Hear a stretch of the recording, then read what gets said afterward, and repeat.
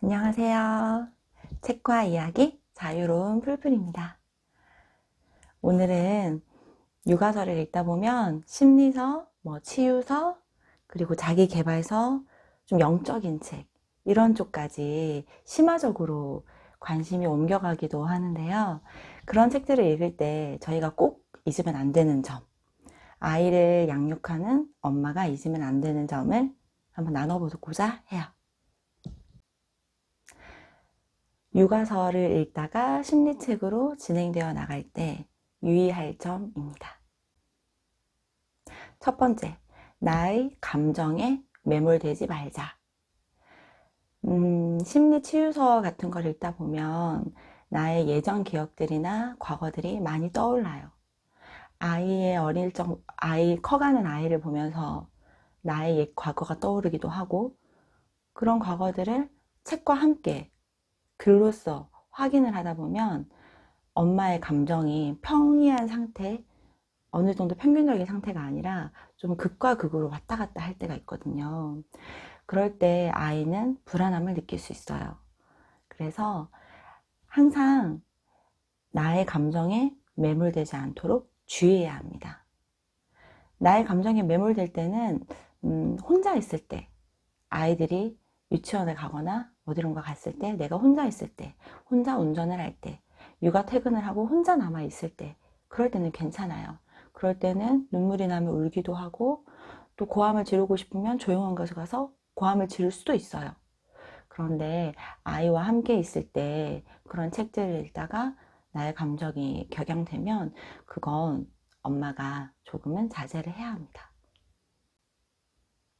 두 번째, 그런 과거를 돌이키다 보면, 과거를 복귀하다 보면 좋은 일도 있지만 좋지 않았던 기억들도 떠올라요. 그럴 땐 누군가를 향한 원망을 많이 쏟아내게 됩니다. 원가족을 향한 분노, 그리고 지금 나의 마음을 받아주지 않는 내 옆에 사람, 열심히 노력하고 있는데 결과가 나오지 않는 아이, 그리고 또는 열심히 하고 있는데 뜻대로 잘 되지 않는 나. 그렇게 계속 주변을 원망하게 되고, 주변을 원망하다 못해 스스로를 원망하게 돼요. 그렇게 원망하는 마음이 자꾸 쌓이다 보면 오히려 심리서를 읽지 않느니만 못하는 결과가 나옵니다. 우리가 육아서를 읽고 심리서를 읽는 이유는 아이를 잘 키우기 위함이잖아요. 그런데 아이를 잘 키우기 위해서 읽은 육아서나 심리서가 내 아이를 향해, 나를 향해 독이 되는 일은 없어야 하겠죠. 그러니 어떤 형태의 책을 읽든 늘 한 가지 목적을 분명히 가지셨으면 좋겠어요. 나는 과거의 누군가를 원망하기 위함이 아니다. 내가 이 책을 읽는 이유는 보다 나은 내가 되어, 보다 좋은 엄마가 되어 내 아이에게 조금 더 좋은 것을 제공하고자 하는 마음이다. 항상 그 첫 마음을 잃지 않으셨으면 좋겠어요.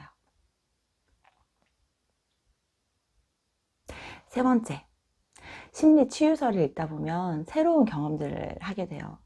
아, 내 과거가 이랬는데 그것 때문에 지금 내가 이런 문제들을 겪고 있구나. 아, 바로 그것이었어. 라는 새로운 점들을 알게 됩니다. 그러다 보면 그런 새롭게 해석하는 눈을 나에게만 가지면 되는데 상대편에게 가지게 되는 경우도 생겨요. 내가 아닌 내 남편, 친정부모님, 시부모님, 유치원 선생님 등등 아이를 둘러싼 다른 사람들을 저 사람은 저래서 저럴 거야. 이 사람은 이래서 이럴 거야. 라고 심리적으로 분석을 하려고 들어요.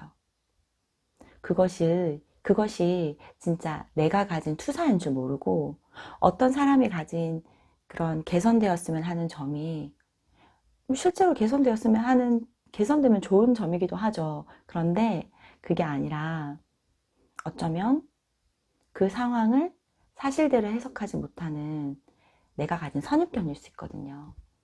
그러니 육아서에서 더 나아가서 심리서, 치유서 이런 것들을 읽을 때는 항상 타인을 판단하려는 마음을 조심해야 합니다. 그럼 이런 심리서나 치유서를 읽을 때 초점을 어디에 두어야 될까? 첫 번째, 나의 편견, 선입견, 내가 가진 프레임들을 점검하는 것에 초점을 두어야 해요. 컵에 보통 이런 얘기 많이 하죠. 컵에 물이 반이나 있다. 컵에 물이 반밖에 없다. 컵에 반이 차 있다. 이렇게 한 상황을 두고도 사람들이 해석하는 것은 다 달라요. 육아의 상황으로 접목해 보면 아이가 울고 있어요. 아이가 왜 울고 있지?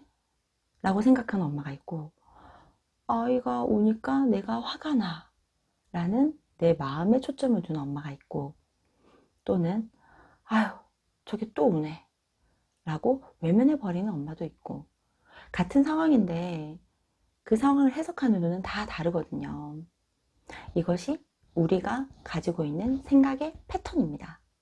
우리가 심리서나 치유서를 읽을 때는 새로운 관점을 받아들이게 되는 것이거든요. 아, 이 상황을 다르게 해석할 수도 있구나.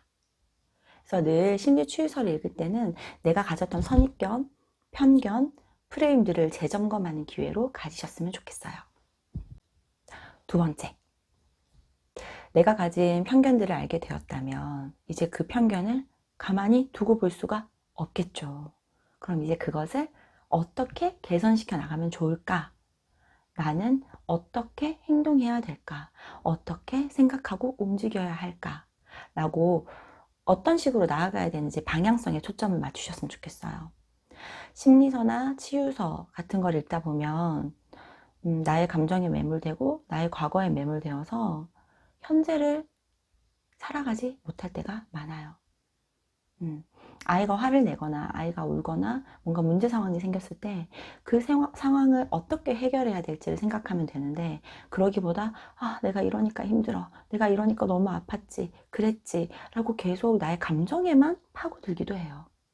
물론 그런 시간이 필요합니다. 필요하지만 너무 그 시간이 길어지고 아이 앞에서 그런 순간이 길어지다 보면 거꾸로 아이가 엄마를 보호하는 역할을 하려고 될 수도 있어요. 내가 이렇게 할 때마다 엄마가 뭔가 안 좋아지는 것 같아. 내가 엄마를 좀 도와야겠어. 이런 식으로요. 그러니까 심리치유서를 읽을 때 첫 번째로 나의 관점을 재점검하는 데 초점을 맞췄다면, 두 번째로는 이제 새로운 생각의 패턴, 그리고 그에 따른 행동 양식을 어떻게 설정한 것인가 라고 중심을 두셨으면 좋겠어요. 그래서 늘 심리서나 치유서의 1부나 2부 앞부분을 보면 과거를 마구 팝니다. 이때 이런 패턴이 있으면 아팠고 이런 애착이 생겼으면 아팠고 이렇게 얘기를 해요. 그러다가 마지막 말미에 들어가는 챕터에 보면 그래도 그런 나를 사랑하고 앞으로 어떻게 해야 되는지에 대해서 알려줍니다.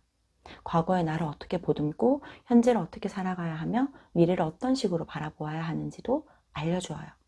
여러분들이 심리서나 치유서를 읽다 보면 앞부분에 너무 매몰되어서 뒷부분을 놓치게 되는 경우가 많아요. 그럴 때는 오히려 뒷부분을 먼저 보고, 그리고 이 책을 어떤 관점에서 해석을 해야 되는지를 판단한 다음에 앞부분을 다시 읽고 뒷부분까지 쭉 읽어 나가시는 것도 권하는 방법입니다. 네, 저도 그렇게 읽고 있어요. 아이를 잘 키우기 위해서 우리는 많은 노력을 합니다. 강의도 듣고 책도 읽고 옆집 엄마들의 정보도 취합하고, 결국에 선택은 저의 몫이에요. 내가 어떤 육아관을 설정하고 어떤 교육관을 설정해서 내 아이에게 어떤 좋은 것을 줄지, 그건 결국 내가 선택하는 겁니다. 엄마가 가치관을 스스로 선택하는 힘을 기르는 모습을 보고 아이도 아이 스스로 자기주도적인 인생을 살아갈 것이라 믿어 의심치 않아요.